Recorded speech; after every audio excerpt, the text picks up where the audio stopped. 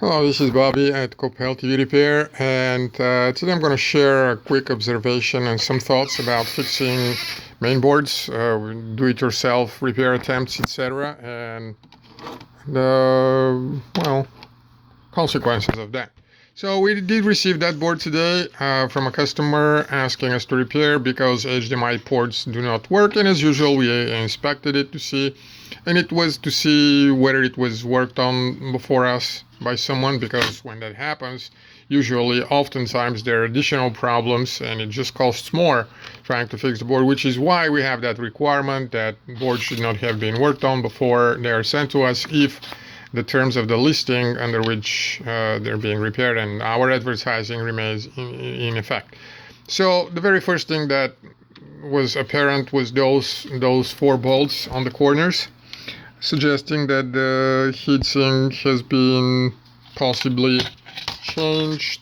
Looking at the bottom, we can see those flexes here which say that the board has been reflown.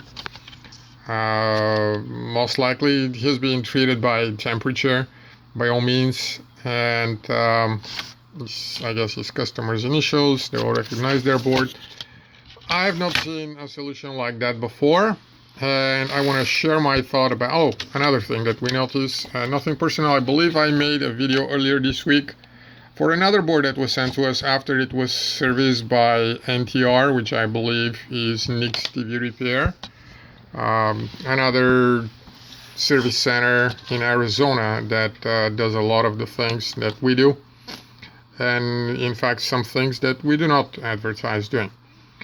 I don't know whether Nick put those. It doesn't really matter. All I'm saying is that that board has been previously serviced, apparently, by NTR, which I think is Nick's TV Repair. I'm not sure, because nobody told me what this stands for. But there aren't that many companies that do those boards, so I'm nearly certain it is them. Anyhow, what I want to say about those is I think this is wrong. Whoever did it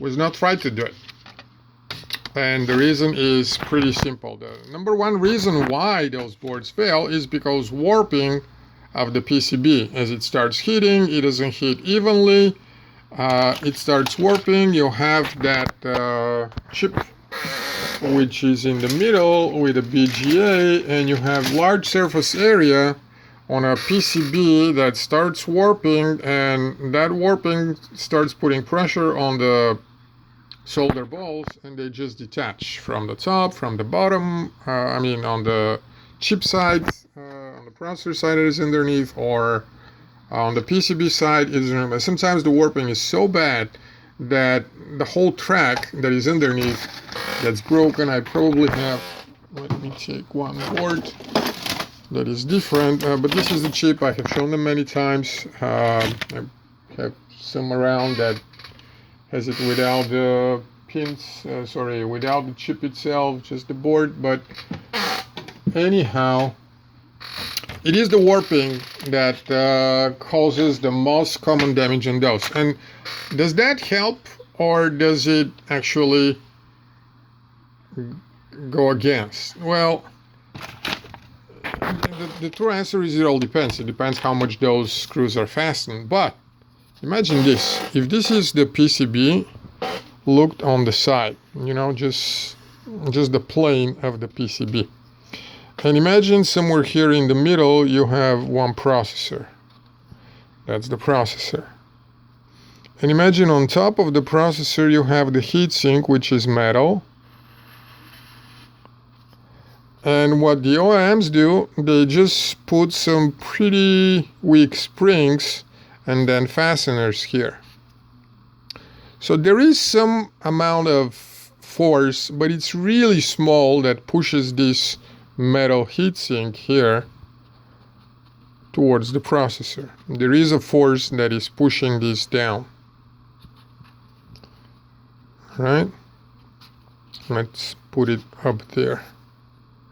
There is a force that pushes the metal down. Well, to every force that is applied on one side, there is a counter force on the other side. There is a minimal force that is pushing the PCB upwards. And as a result, as those two push down, this, of course, because it's a flat metal piece, is also being pushed against the microprocessor. Now imagine you use screws. With the screws, the problem is you can't regulate so easily the amount of fastening. You may put it too loose, which would be in effect as if you don't have them, or you can over tighten them. Now if you over tighten them, that force increases, so you start pushing here stronger and here stronger, bigger force. This is the center at which over which those two forces are pushing against in the opposite side, and because this is metal, it's not gonna flex as easily as the PCB itself, which is, you know, a weaker material. It's easier to bend and flex than that small piece of aluminum. Well, as a result, what's gonna happen is that board, start pushing here, it will bend towards this. We'll just do, and frankly, it doesn't really matter whether it will go this way or that way. The problem is that once that force is enough to start pushing it, it's gonna turn sideways. And this is exactly what has happened on that board. I do not have a third hand, and I cannot put a line, but if you see on the right side, it's relatively easily seen that it's going upwards. Not by that much, but it doesn't really take more than a few millimeters. Yeah, it is a few millimeters easily. And when that happens, of course, either legs at the end or balls, rather, in the middle of that are in a condition to detach. It doesn't take a lot. And this is exactly what has happened. So, it is dangerous to go and do improvements like that without knowing, and this is the most simple kind of thing. I find it hard to believe that you can regulate force in a large thread like this one, and when you are, I'm not even going to comment how the force is applied and where, because it does work for a while. It's just that it's so extremely easy to over tighten it and create conditions that will damage the PCB that you're better off not doing it.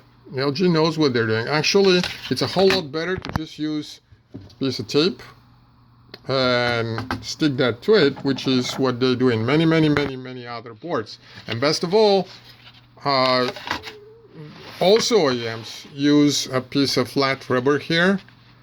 The larger the better. Which sticks to both the panel and the board and actually helps against the board warping in that area, because it just sticks to it. But then again, if it's too thick, it can cause the exact same problem. If it's too small, then it might as well not be there. So that's kind of difficult.